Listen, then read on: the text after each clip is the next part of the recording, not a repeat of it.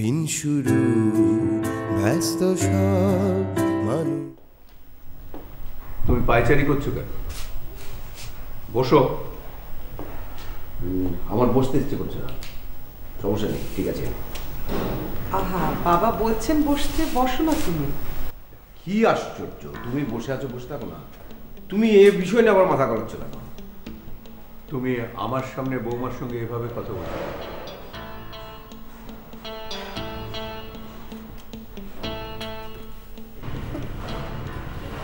Sorry. জাকিয়ার ব্যাপারে কিছু ভাবলে? হ্যাঁ, ভেবেছি। কি ভেবেছো? ও এখন যেখানে যে অবস্থায় আছে সে অবস্থাতেই থাকবে। ওখান থেকে ও লন্ডনে চলে যাবে, আমি সমস্ত ব্যবস্থা করে দেব। ওখানে গিয়ে ওর চাকরি বাকরি পড়াশোনা যা মন চায় সেটাই করবে, কিন্তু ওর মুখ আমি আর দেখতে চাই না। এটা কি কোনো যুক্তিসঙ্গত সিদ্ধান্ত হল? মেয়ের মুখ দেখবি না তো কার মুখ দেখবি? ওরা ছেলে মানুষ, ওরা তো ভুল করবেই। বাবা আমার কাজ কি? ছেলে মেয়েদের ভুল সংশোধন করবে। ইতিমধ্যেই মাথা গরম করে আমরা অনেক ভুল সিদ্ধান্ত নিয়েছি। এখন বাবা তুমি কি করতে বলো? থাক এসব কথা এখন। একটু পরেই জাকিয়ে আসবে, জব্বার ওকে নিয়ে আসবে। জব্বার? কোন জব্বার? That is scoundrel. না, তুমি ঠিক বলছো না। জব্বার স্কাউন্ডারেল নয়, সে প্রতিষ্ঠিত ব্যবসায়ী, তোমার ছোট বোনের স্বামী। তোমার মেয়ে জাকিয়া গ্রাম থেকে এসে তোমার বোন বিথুনের বাড়িতে উঠেছে। জব্বার তাকে এই বাড়িতে নিয়ে আসবে। আর আমি যতদূর জানি জব্বারের সাথে বিথুন ভালোই আছে। ঠিক আছে, তোমরা যে সিদ্ধান্ত নাও সেটা আমি মেনে নেব। এখানে আমার কিছু করার নেই, আমি এগুলোর মধ্যে নেই ইনফ্যাক্ট।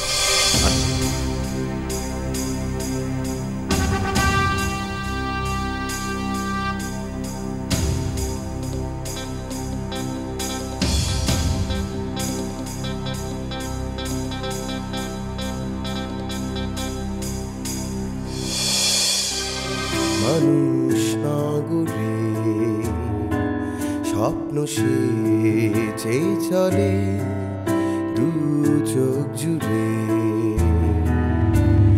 মহারথী কেউ আর কেউ সাধারণ, উত্থান আর পতনের যুদ্ধ চলে। রাতে দিনে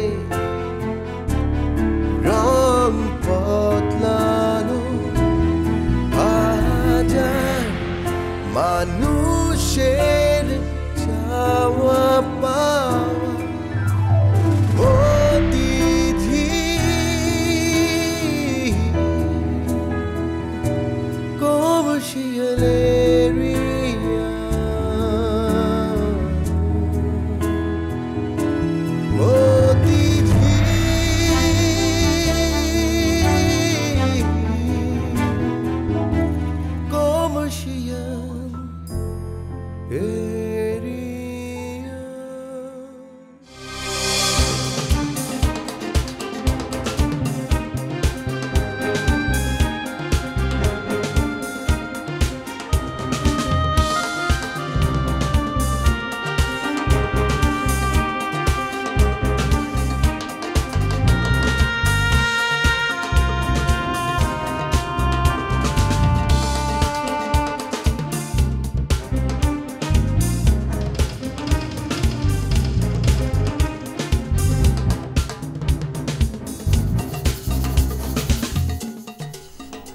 জি বলেন। কেমন আছো তুমি? ভালো। এর আগে একবার তোমাকে জিজ্ঞেস করেছিলাম নূপুরের কাজ কি। আজ আবার জিজ্ঞেস করছি, নূপুরের কি কাজ? নাচের তালে তালে বাজা। কিন্তু কেন জিজ্ঞেস করছেন? আমার নূপুর কি সেরকম করে বাজছে?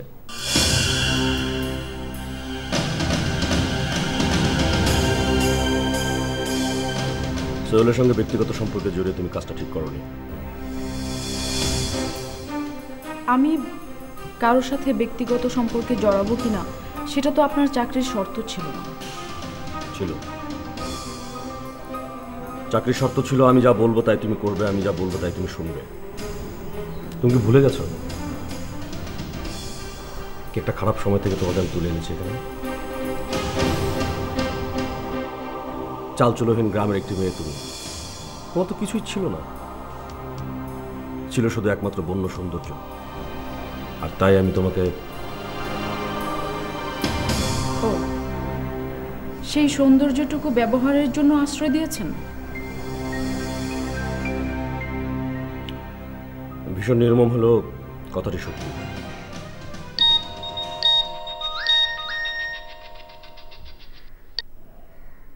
হ্যালো মা, আমি একটু ব্যস্ত, পরে কথা বলি। ঠিক আছে।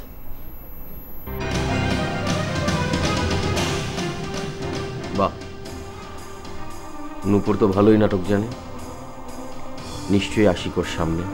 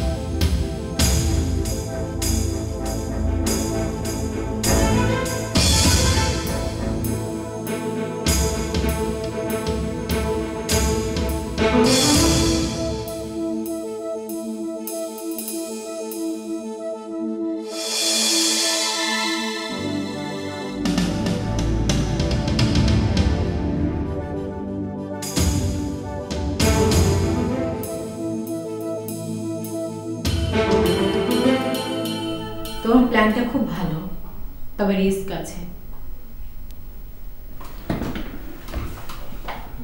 বেতন, তুমি তো আমাকে বলেছো যে রিস্ক ছাড়া কোনো কিছু হয় না। বলেছি, এখনো বলছি। আমার বাবা ইকরামুল হক চৌধুরী, সারা জীবন তাকে দেখেছি অনেক বড় বড় রিস্ক নিতে। সেজন্যই আজকে মতিঝিল কমার্স প্রাইভেট লিমিটেড দেশের সবচাইতে বড় গ্রুপ অফ কোম্পানির একটি। তুমি টেনশন করো না, মিথুন এন্টারপ্রাইজ মতিঝিল কমার্স প্রাইভেট লিমিটেডের মতো অতটা বড় কোনো প্রতিষ্ঠান না হলেও কোনো একদিন ভালো একটা প্রতিষ্ঠান অবশ্যই হবে। শোনো, মিথুন এন্টারপ্রাইজের অফিসটা তুমি এখান থেকে সরিয়ে নেবে, মতিঝিলে অফিস নেবে। মতিঝিলে কেন? মতিঝিল কমার্স প্রাইভেট লিমিটেডের ঠিক সামনে তুমি আমাদের অফিসটা নেবে, যাতে ওদের অফিস থেকে আমাদের অফিস দেখা যায়। আচ্ছা ঠিক আছে, হবে। তাই তোমার অফিসে এসেছি, এক কাপ চা তো অন্তত খাওয়াবে। এখন বাজে 1:05, আধ ঘন্টা পরে আমরা লাঞ্চে যাবো। এই এলাকায় নতুন একটা রেস্টুরেন্ট আছে, চমৎকার রেস্টুরেন্ট, ওখানে লাঞ্চ করবো আমরা। ওকে স্যার, একটা ফাইল আপনার কাছে। কোনটা? পিপলস কমার্শিয়াল ব্যাংকের লোনের ফাইলটা। কাগজপত্র রেডি করতে হবে, ওরা আগামী সপ্তাহের মধ্যে অফিস ইন্সপেকশন আসবে।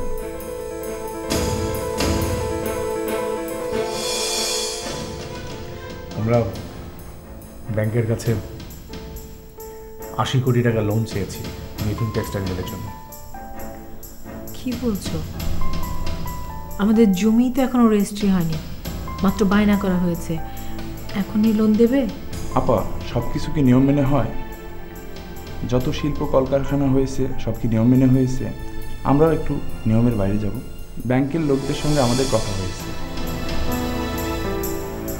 তুমি কোনো টেনশন করো না, সব কিছু ঠিক হয়ে যাবে। আর ব্যাংকের লোক যখন ইন্সপেকশনে আসবে তখন ওই দিনকে অবশ্যই তোমার অফিসে আসতে হবে। কেন বলো তো, আমাকে আসতে হবে কেন? কি আশ্চর্য, তুমি এই প্রতিষ্ঠানের মালিক, তুমি চেয়ারম্যান, আমি তো তোমার এমডি পদে চাকরি করছি। ওকে, আসবো, অবশ্যই আসবো। শোনো, তোমার হাতের কাজগুলো সেরে নাও, চলো এবার উঠি তাহলে। হাতে কোনো কাজ নেই, সমস্ত কাজ পরে, আগে লাঞ্চ। এসে পড়বো।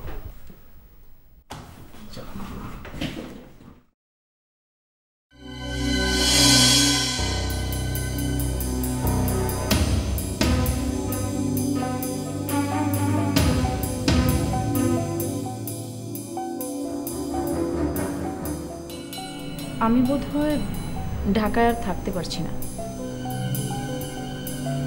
কেন? তোমাকে নিয়ে অনেক বাজে বাজে কথা বলছে। কে বলছে? আশিক সাহেব। আশিক সাহেব আমাকে নিয়ে বাজে কথা বলছে? কিন্তু আমার তো মনে হচ্ছে তুমি আমার সঙ্গে... আরে না না, সেটা তো তার কৌশল। সে চাচ্ছে আমাকে দিয়ে তোমার কাছ থেকে স্বার্থ হাসিল করতে। আর একটা কথা। কি হলো, থেমে গেলে কেন বলো? তুমি কি তোমার স্ত্রীর সাথে আশিক সাহেবের কি সম্পর্ক সেটা জানো? আমার স্ত্রী আর আশিক সাহেব একসঙ্গে ইউনিভার্সিটিতে পড়াশোনা করতেন, তারা অনেক ভালো বন্ধু। না, আমার সেটা মনে হয় না। কি বলতে চাও তুমি? আমি তোমার স্ত্রীকে আশিক মামার সাথে খুব গভীরভাবে মিশতে দেখেছি।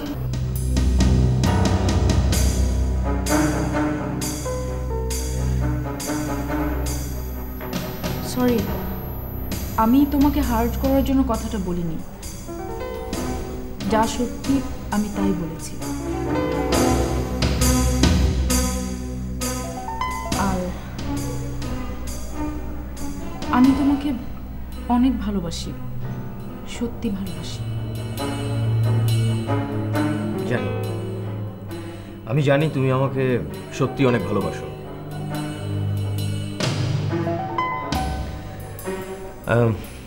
এখন চলো।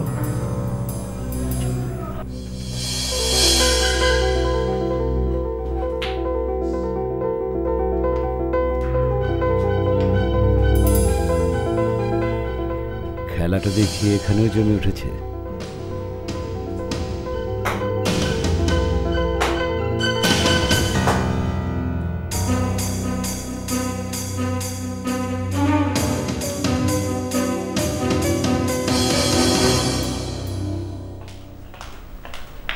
আশিক, আমাকে যেতেই হচ্ছে। হুমায়রা, থ্যাঙ্কস, অনেক ভালো সময় কেটেছে আজকে।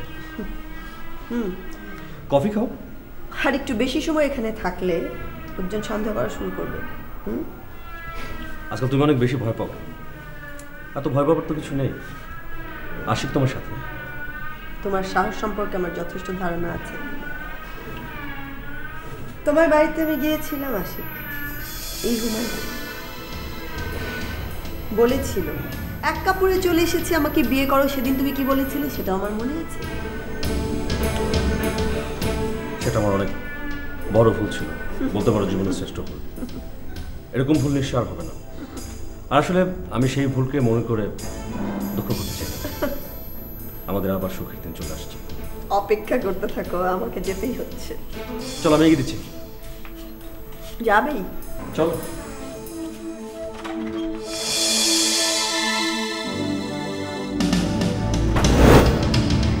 হুমায়রা, এবার আর আমি তোমাকে ছাড়ছি না। সে একই ভুল নিশ্চয় আমি আবার করবো না। এই আশিক তোমাকে নতুন করে আবিষ্কার করবে।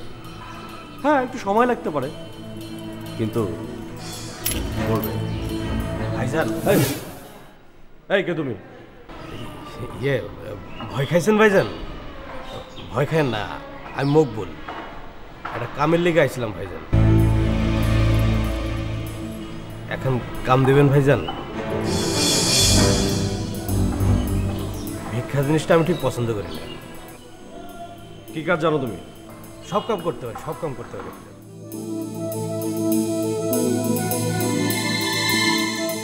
সব কাজ জানো? হ্যাঁ, সব কাম করতে পারি, সব কাম করতে পারি। আসো আমার সামনে।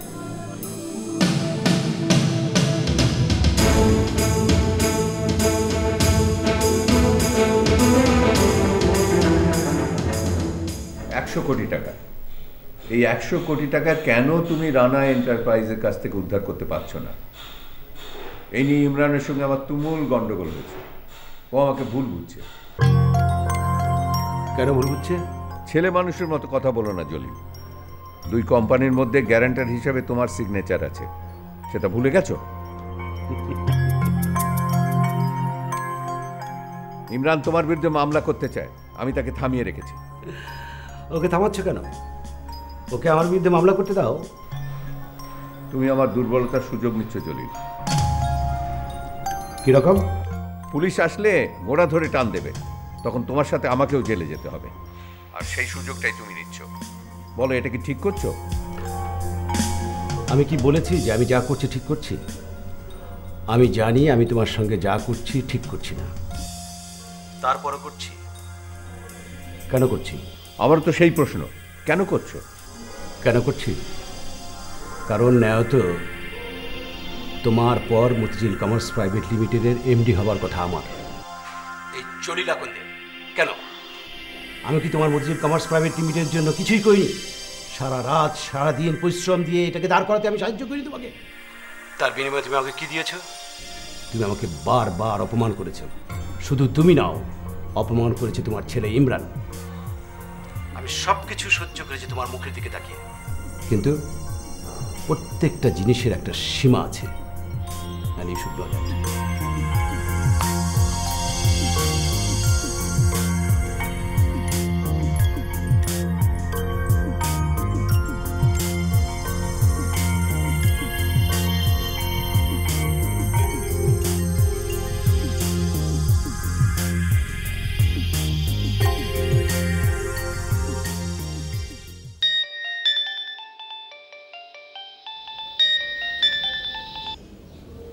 হ্যালো, আজ এটা কি হলো?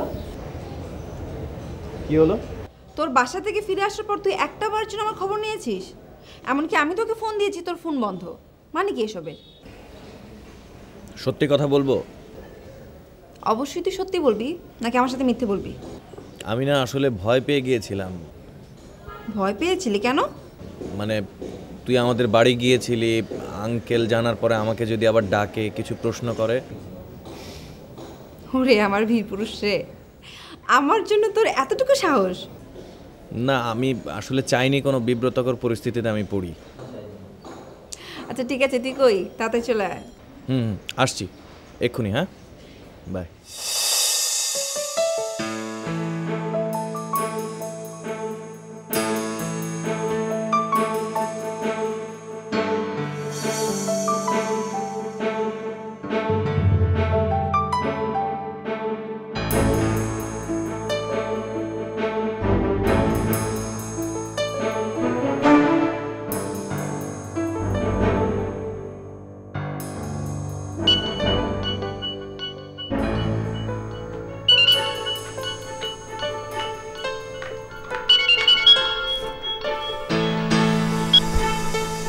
Hello hello hello hello hello, কে বলছেন? আমি কি মিসেস সোহেলের সঙ্গে কথা বলছি? জি বলছি। আপনি কে বলছেন? আমি যেই বলি না কেন ম্যাডাম, আপনি কি আপনার হাজবেন্ডের খবর রাখেন? কোথায় যায়, কার সঙ্গে চলাফেরা করে, কোথায় থাকে? আপনি কে বলছেন? কোথা থেকে বলছেন? আমি বললাম তো, আমি যেই বলি না কেন। শুনুন, হাজবেন্ডের একটু খোঁজ খবর রাখেন, নতুবা নাটায়ের সুতো ছেড়ে দিলে ওটায় কিন্তু আর সামলাতে পারবেন না। Hello hello hello,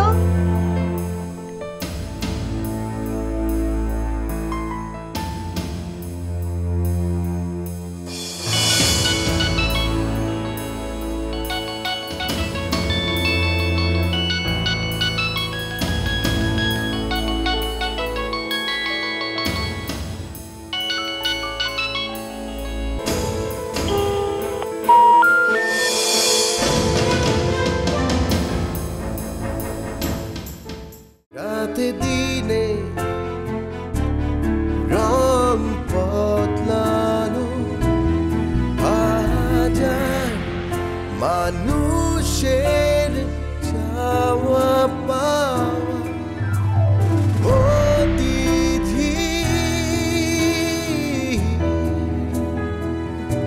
কবশিয়ালে